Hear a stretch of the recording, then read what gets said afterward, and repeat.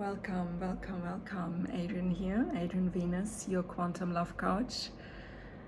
I'm newly founded the Global Love Coach Academy, and lots is happening in my professional life in re-gearing, reshaping, and reshifting my identity as love coach and relationship healer. Lately, I've done a lot of clairvoyant, psychic, and visionary work. It was actually in the last year probably my main focus to really claim my identity as somebody who is very perceptive and very intuitive, receiving messages related to any form of relationship situation. So whether it would be people who come to me personally or a particular setting where I oversee the energies, or even just sending particular quantum, energy into a field of unhealed or not particular balanced relationship, business, and environmental, connections. What I want to share is really that this initiation of Venus Talk, starting as a podcast today on the 11th of April. We are just after midday in Bali here. I'm residing in Bali at this time of my life, so it's a very, very tranquil, very beautiful, very, very, peace-great environment, also spiritually aligned environment to be creative and sending messages out to anyone and everybody around the world. So Venus Talks. What is Venus Talks? First of all, before I come to the actual theme, I want to come to myself, introducing myself. For those who have never met me before, I am since 15 years involved in relationship and love coaching, have been very engaged in the German and New Zealand film industry, have later worked in natural healing, natural health, and conscious business. I'm the founder of the Holistic Business Network in New Zealand. 2006, I came about a lot of interesting new things to learn in a time when natural healing and quantum physics became very evident. My friendship and colleagueship with wonderful mentors like Dr. Bruce Lipton and Dr. John Gray came and burst out of this very, very deep interest to totally immerse myself into understanding what actually heals us truly, in a much, much better and much, much profound and much, much more elevated way. So I had 7 or 8 years now of a very, very big shift. For those who know me, I was very active before 2015, 16, also as a oneness trainer for the Oneness University in India. I had been really, really profoundly connected to a lot of clients in New Zealand in particular, and then strived to move to Australia when it just came about that I actually was faced with a very, very life-threatening illness. So I'm not going into calling it and naming it because it's really released itself out of my system after many years now being very conscious that my energetic fields is really, really sacred, and that my body is a temple I have to take very good care of. But what makes this also unique is that Bali was one of the major places and major sources and resource communities to help me surviving, healing, and recovering from a very, very difficult time. Parallel to that came a divorce that was very unexpected. And I mentioned that not to say, I'm a divorced cancer survivor. I say that to really give a kind of a reflection that I had the opportunity to utilize these particular life challenges as portals for something much, much bigger, much, much greater, much, much more unexpected than I ever, conceived in my mind. So even still now, I'm waiting for more and more and more miracles and awakenings and shifts to happen. And every day, gives me a new and renewed understanding how much more there is to come.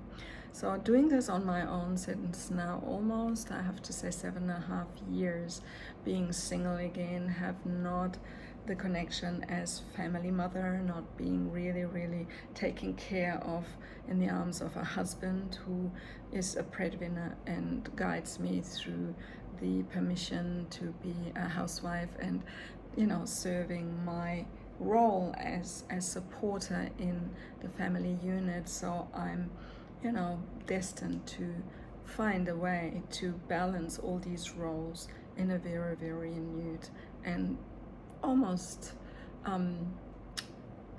awakened way.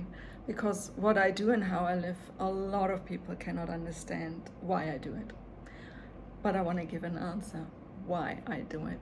Because the freedom I gain from not even having a signed contract for a home, but renting a very beautiful space in Bali month by month, rather than being in a commitment to own something, to be somewhere forever, gives me such buzz, gives me such enormous sense of creativity, because if I wanted in a few weeks' time, I could live somewhere else. The good thing is that I love Bali so much that it really has become my home, despite the fact that I still run my business via New Zealand, have my children and my company registered in New Zealand. My children are now adolescents, grown young adults with their lives, with their futures, with their wonderful opportunities to move forward and thrive in their own journeys. So for me, this whole concept of being a woman in a very transitional, very almost enlightened time finding, phase of our evolution. That wasn't a good word. Enlightenment, searching time of our evolution. I think that's the better description. We have all a role to play, and I always loved the work with women. It wasn't always easy for me, already as a little girl, I was never with many girls. I was always with one or two I liked a little better and could get on really well. And when I get on with people, I get on really well. But in bigger groups, I found myself often lost and not seen. I see it through my whole evolution in school, in high school, and later even in my professional life. And I worked in the film industry in Germany. I worked in small teams. I worked very isolated in editing rooms and teams of post-production, departments of film production companies that would produce big and enlightened, big, great movies and series for television and the cinemas. And I would then have the desire to stream out into the world and find more experience in another country. Then I choose New Zealand, and ultimately New Zealand was and still is a very important home for me the last 33 years. Saying all this is that what I have experienced as a woman is not a textbook journey, and many of you listening probably share that same experience, that they say, okay, now who am I? I was this, then in this phase I fulfilled this, and I have my job and I'm a mom, and suddenly, children move out and forward and live independently, and we might had a profession for 20 years, 25 years. But then suddenly we realize, oh, I have a passion for this, and how can I develop this? And this is really an entry point of my conversation to introduce the theme of Venus Talks, because I think we women have a very different way of having conversations about our lives, about our dreams, and particularly about our way, how we feel we are ready and capable of executing what we truly can bring into manifestation. And I feel now to sip on my cup of tea. So let's start Venus Talks, and I give a big blessing to the initiation and the inauguration of my podcast today. So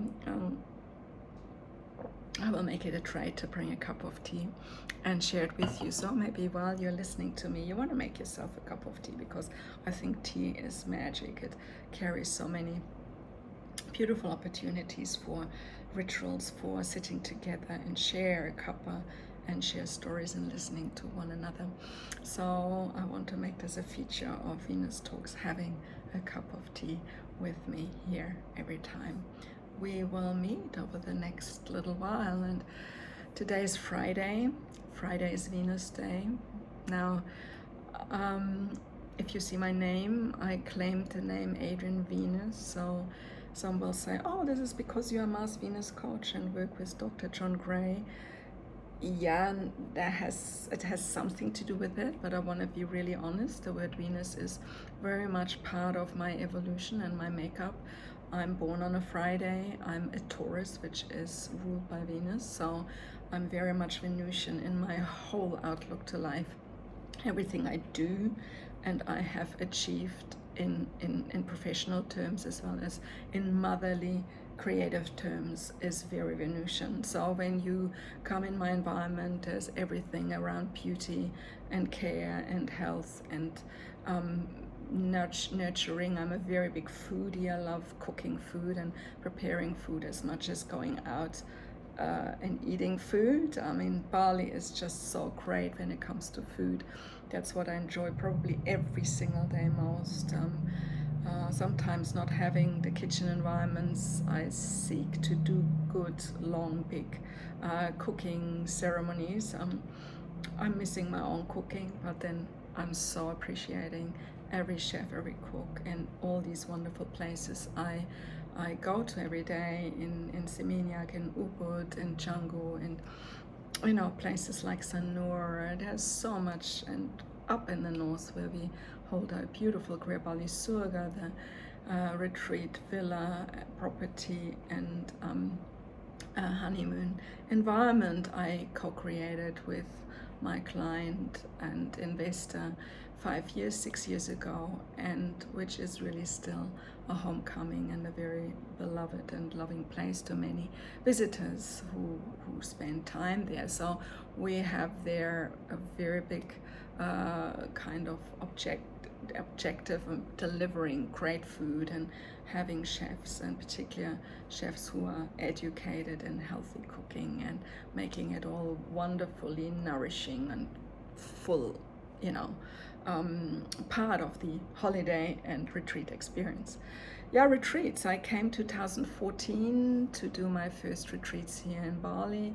I held them mostly in North Bali because I found at that time North Bali was really a very, very easy to establish a retreat facility, and almost like it was like it allowed me to come back and renew myself and learn more without investing in something that would have probably be bigger, greater, and much more challenging would I have focused on the south of Bali, which I learn now living here in south of Bali is so much more lively and in many ways expensive, and also challenging, because you need to find your place, you need to find your crowd, you need to find your community. And with everything and all of it going on in Ubud, which is just delivered on a silver platter, you need to be much, much more conscientious what you do here in the south of Bali. So I talk about this because I joined a few women groups lately in Bali and in the south of Bali, and I'm very surprised how eclectic everything is in this environment, from how many places women come with how many amazing skills and backgrounds they present themselves, and how courageous some of them are to leave almost everything behind and come to a place to make something completely renewed happen. Whether they become villa owners and run little villa hotel businesses, or open art galleries, interior designers, do jewelry, be musicians, writers, even lawyers, businesswomen who have very, very sound, great experience in business. They come and find a way to bring their expertise into a community of many, many, many cultures meeting in one particular place. So the whole challenge we find in other countries being overworked and being very exploited and feeling not at the right place at the right time, dealing with political, economic, and health more than anything else challenges, is so much more easy to handle here. Why? Because the whole evolution of feminine, consciousness within this environment here has been so profoundly wide and expansive and extensive. You get so much help offered if you ask for it. And there's also the opportunity to bring your own creativity into the mix. Yet you can create a privacy and a stillness and a harmony to be very, very internal and do your work online, or have only that going for you, what's absolutely right and necessary to keep you going. So I built an academy for the purpose of helping those of you who have exactly that realization made very recently or right now, that what they're doing is not what they want to do forever. And helping others is an amazing part of maturing feminine evolution. A Venusian feminine is very, very much in service to others' evolution.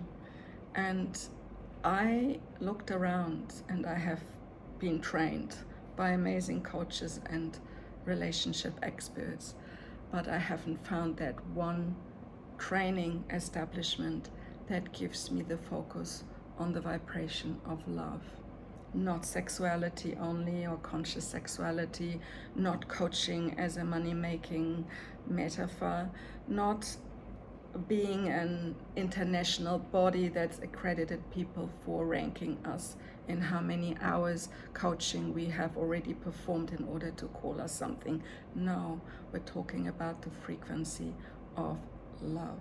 Love coaching, being a love coach, in my experience, is a very holy, very sacred, and very, very internally uniquely refined experience, all right? The reason why you may become a love coach could be a very, very different one, like I did. But for a moment, I want to share why I became a love coach.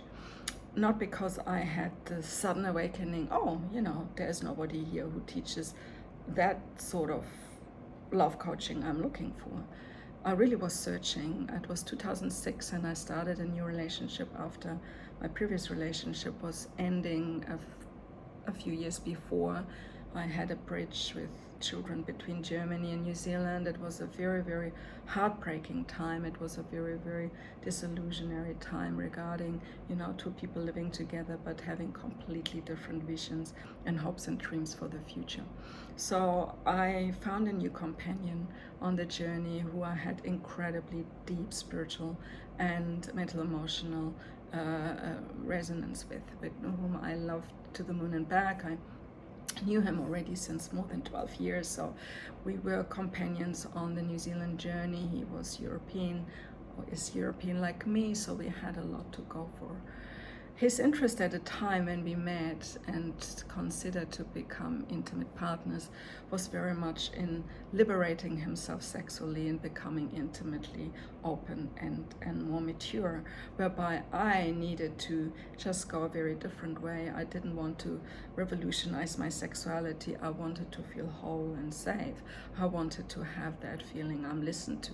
I can feel I'm accepted. My whole being as I am is part of this beautiful polarity of this vessel of communion, this intimate communion that I visited to build with him.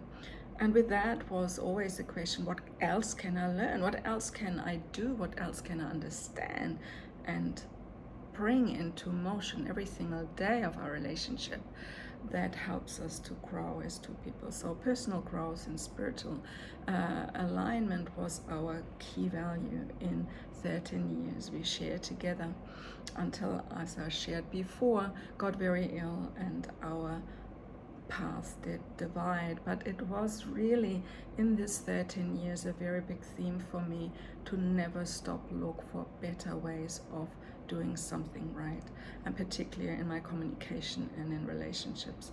Was I always perfect? I don't know. And certainly, had I mastered all my emotional difficulties and spiritual wounds? No, certainly not. But there was always this clear understanding that there was a way for greater betterment, for greater understanding, and more than anything else, for forgiveness of the past and now and almost the future. I made a pact at one stage that I will forgive everything and anything that will happen in the future in our relationship. And it really worked at times because I decided to love anyway. For me, this rule, love anyway, was rule number one when it came to seeing a difficulty or having an argument or a disharmonic, moment. I always would not forget the love. So me being a conduit of love was really my first priority. Coming back to my tea. Now, why is this so important? I share this because I think if you sense that in what I share of my own story relates to what you experience, then I think there could be something in you or some kind of calling in you to focus more on love than on anything else in your life, as not just a little hobby, sitting with girlfriends and talking about each other's experiences with bad dates and our husbands, or what the children are doing or not doing. It's almost like the frequency of love can become so potent and so important that it actually fills your whole energetic existence. So you make it something that is, without any doubt, without any question, a prime mover, a prime, conductor in everything you do. And that shapes how you relate to people. It shapes the way how you open your heart. It shapes the way how you talk to people. It sometimes also shapes that you do make decisions from a place of greater awareness that are not particularly pleasing decisions for the other party. Why? Because you love yourself or the persons you don't want to see harmed or hurt. You love them first, all right? So there is this whole awareness that anything can be healed when it comes from a place of love. I personally believe there's not one single relationship on Mother Earth between two humans or a group of humans that could not be harmonized. And I'm sure there are great leaders and thought leaders who are on my wavelength here when I say that. So I think joining a group of people who actually believe that this is possible is the first step to make a dream come true, a dream that you make love and resonance of love and intimacy something so holy and so precious that you don't want to give it away, not even for 2 hours in a day. That doesn't mean, when you have to cook for your family, or you go shopping, or you have to do a tax return, or you clean your house, or you drive your kids to school, that this is not related to being a love conduit. Actually, the opposite. You do everything with love, but you do it also with the understanding that when an opportunity arises to help somebody and give people the opportunity to learn from their actions and emotional decisions in their love life, that you have an opportunity to be a positive influencer and giving them different outcomes. And I would say that I have seen in my practice, luckily, a great amount of changes, shifts, and healings and relationships happening. Maybe not even immediate, not often immediately, but even if it took a little more time, or it was something that was an evolutionary process, it is absolutely possible. And what you else want to understand is that there is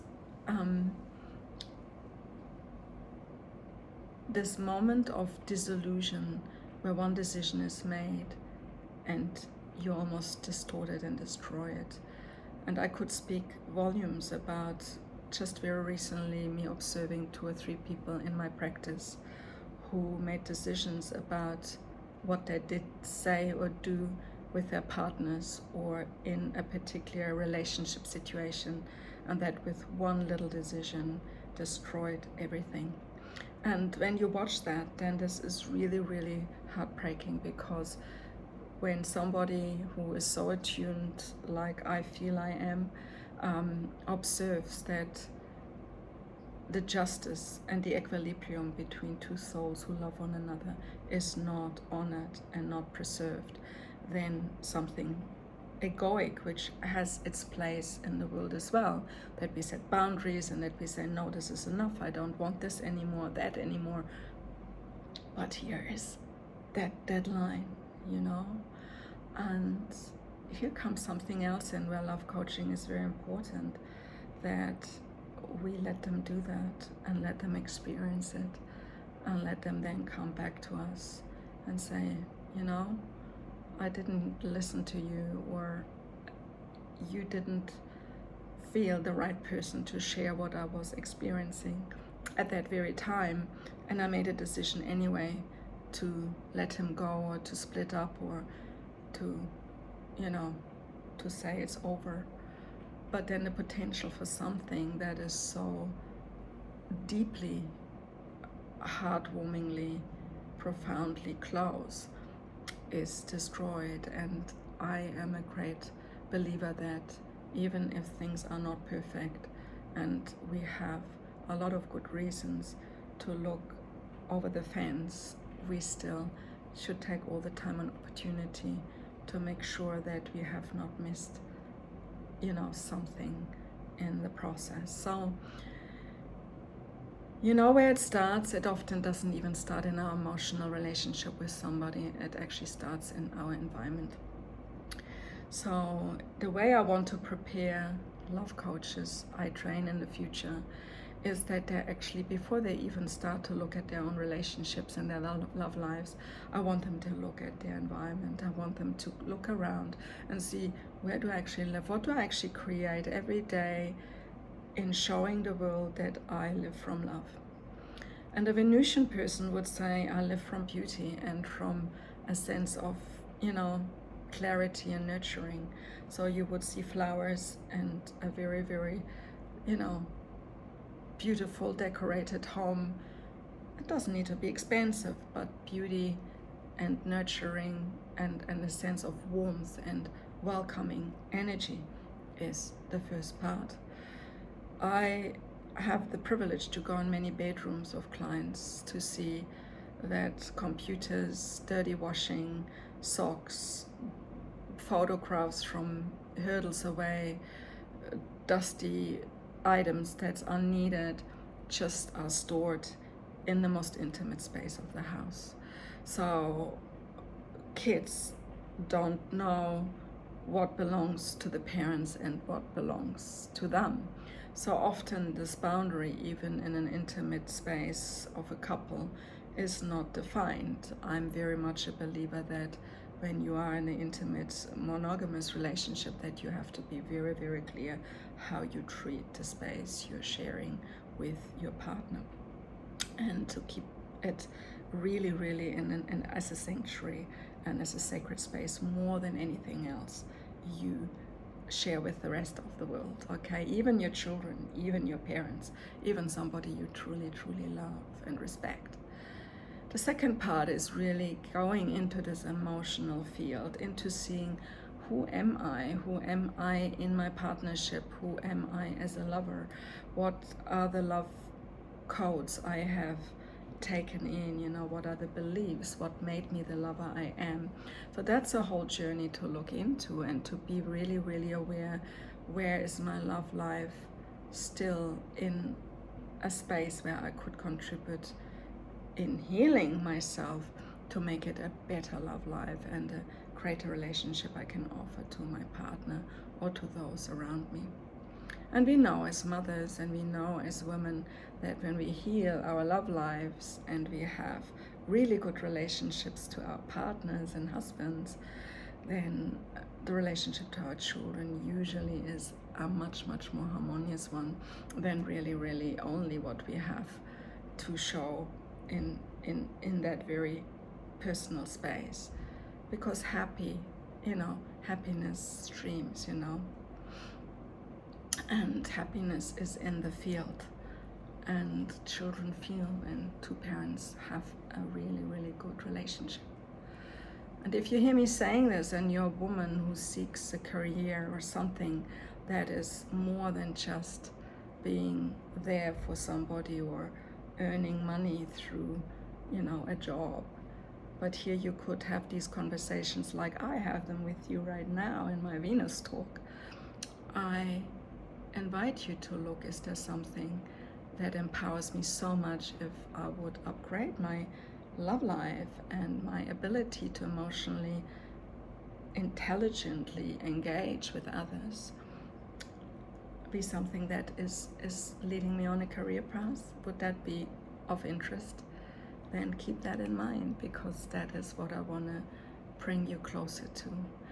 And the third part is certainly that we are evolutionary in a time where love is needed. And I say very often to people, there are two things, I do that often in retreats and in seminars. I say, if you would buy a house and you had a budget for a house, what would this budget be, and where would you go on an auction and say, now I'm absolutely ready to have this house. I will want, to push and raise the bar and offer more and more and more. But then there's a limit, and we know usually it has to do with what is available to invest. The beauty about love is there is no limit. And here comes this thing when I ask people, how much money would you pay for the most ultimate fulfilling love relationship you could possibly have in your life? Then people are often almost offended. I mean, how often I had in my retreats and seminars people saying, oh, you can't do that. That's not true. You can't put a money dollar sign on a relationship or on a marriage or on meeting somebody. And I said, oh yes, you actually can, because if you bring the understanding that money is energy and it's a frequency, and you understand that love is energy and a frequency, you can actually treat it very almost equally, at least similarly. So what is it for you? What you perceive is really happening when I ask you this question? What would you really invest in being a divine lover, being a Venusian feminine, a Venusian masculine? When I say Venusian masculine, I also invite men who may listen right now to this Venus talk. Maybe there's something really warm and feminine and nurturing and creative and excessively communicationally, intelligently open about you, that you have this heart wide open, offering to life, to people, to humans you want to share the best and the greatest with. And this is why I love my two mentors, Bruce Lipton and Dr. John Gray, so much, because they're very much men who live very equally in their feminine and in their masculine, and look how successful they are speaking and teaching about what is really true to them, and how easy it is for men and for women to really take these messages and these teachings in. May it be about quantum physics, may it be about how we best love men and men love women, or just a simple game of life. How do I feel in me? What makes me feeling feminine and a feminine woman, or makes me feel like a woman, as you would say, and what actually brings that masculine part out and is also necessary even in the feminine space. We sometimes have to apply our masculine essence to really get things done and to make decisions and move forward in life. But the big part is that in entrepreneurship and woman liberation, that masculinity has taken over, and we have forgotten that actually here is something very valuable to be looked after, which is our inner feminine soul, our inner feminine selves, from a very balanced, sovereign, and healed perspective. So my invitation is that you look at all this from a very, very different perspective and almost be an observer to your own self and to your own life, and ask yourself, what is the environment I create here? Is it reflecting love? Or could I upgrade my experience in my very own environment? The second question, how do I experience my love life? And if there's no partner and you are happy that there is no partner, oh my God, embrace it, because it is not any shame or any missuccess not being in a relationship when you're a single woman, being feminine and wanting to share nurturing and intimacy and everything.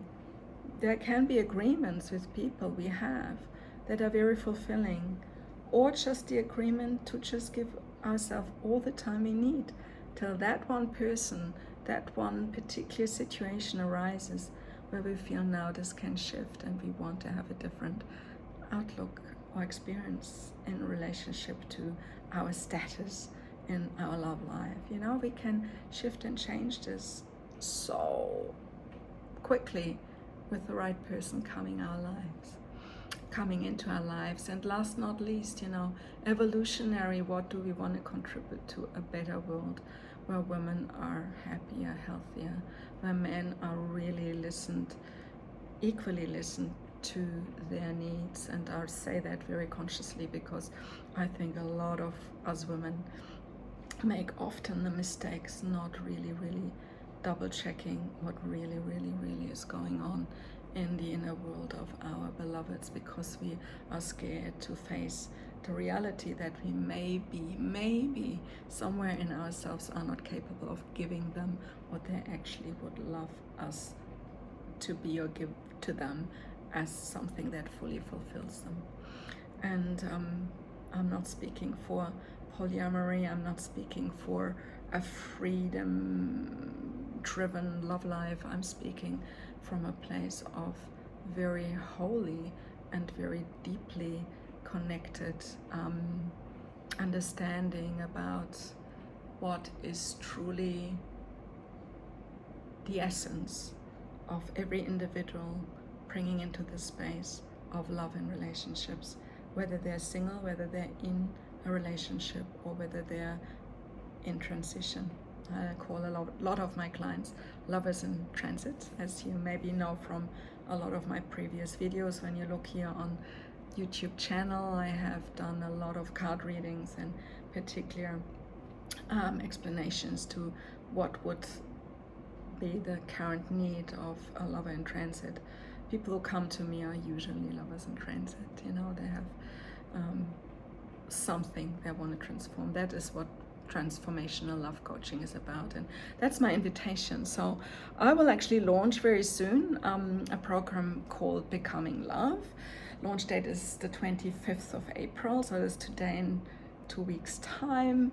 I'm working on building the program at the moment. With that comes invitation that you download an ebook with the name Awaken Your Inner Love Coach, which will be a little bit of an opportunity in 8 steps to discover what you want to explore in yourself, to apply the skills, the hidden and the obvious skills of a love coach. So it's a very, very beautiful little sacred playbook, which you can use over a period of time or a relatively short period of time. The other option is that you come on my webinar that is scheduled for the 25th. It's a masterclass with the title Your Inner Love Coach. So that will be a rundown of everything that I will offer in regards to the Academy's future. It's really a process to source those future coaches. I'm not somebody who would start training somebody straight away, and I want this to be a trainings program, highly professionally structured. We are in work and in process to create that, very secretly, very quietly in the background. So that's why I decided that the first training modules will not start before the second half of 2025. And last not least, I want to say, if you have any desire to even just talk to me, down in the description box, you see a link to a calendar booking, system called SwanSub, and you can absolutely book a time. If you're in a time zone that doesn't match well with what I usually offer in my calendar, please email me under info@lovecoach.co.nz, or just even find me on my website, adrianevenus.com, and go onto the Contact Us page, and there will be a way where you find a WhatsApp number or another link to get in my direction and get hold of me to create time and quality time with me. Everyone I will train and we will train will have to do a particular pre-phase that will be delivered in 12 weeks. And that coaching program, as I mentioned before, will have the name and the title Becoming Love, and the insights of that I will lay out in this masterclass.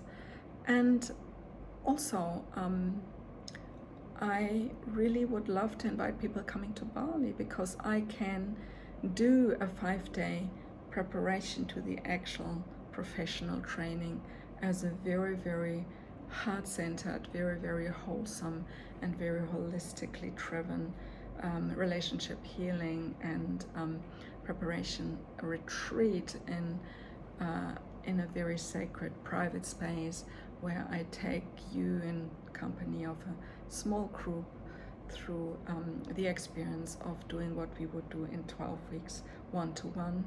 In private session we would do as a small group over 5 days in a very sacred, wonderful environment. All these features will be offered in my masterclass coming up.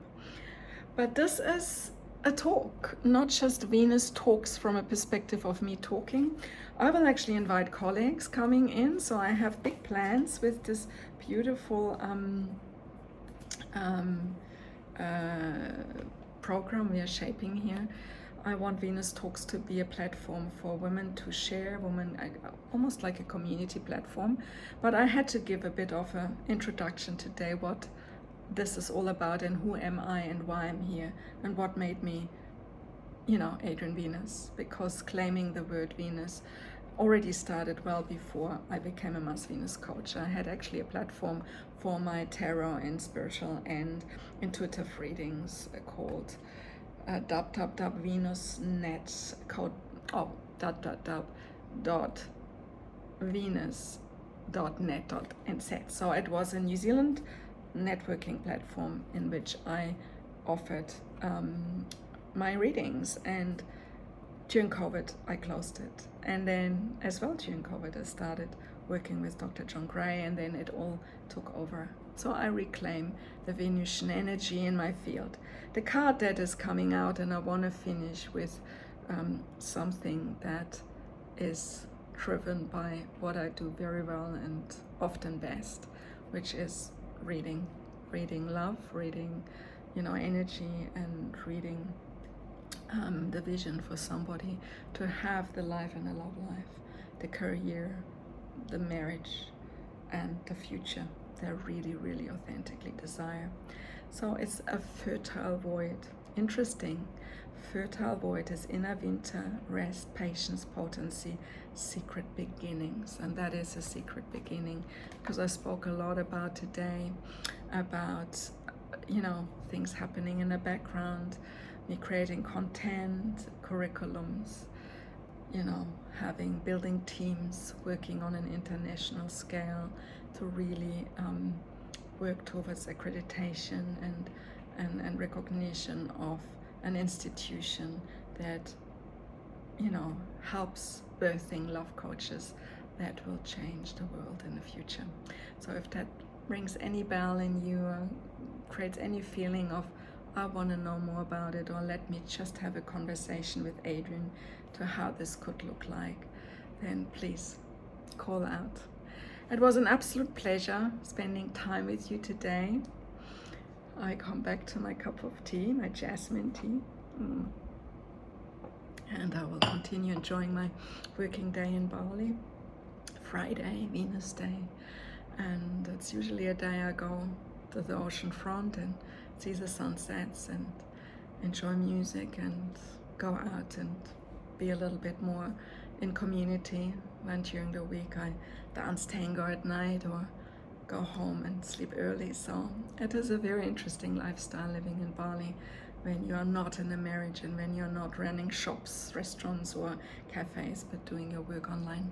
So yes, I wish you all the best, and thanks for listening. If you have listened this far as the end of my Venus talk today and the initiation of a beautiful podcast series, then I thank you with all my heart. Stream my love to you wherever you are in the world, and I'll see you latest next Friday, because that's what I plan to do. Venus talks every Friday and whenever else they appear. Okay?